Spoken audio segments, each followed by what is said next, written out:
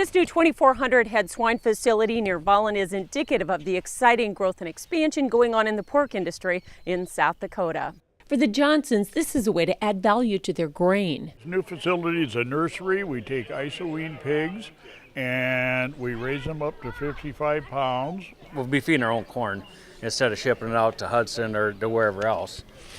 So that'll help. The Johnsons faced opposition to the project, but at their open house showed the public this modern facility and how they're regulated. You have to have a manure management plan. You have to have your acres set aside that you're going to have manure on. We'll do soil testing all the time so that we make sure we never get too much manure in one spot.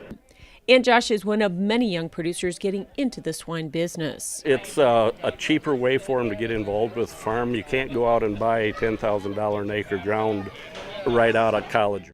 This Heartland Consumer Report is sponsored by South Dakota soybean farmers and their soybean checkoff.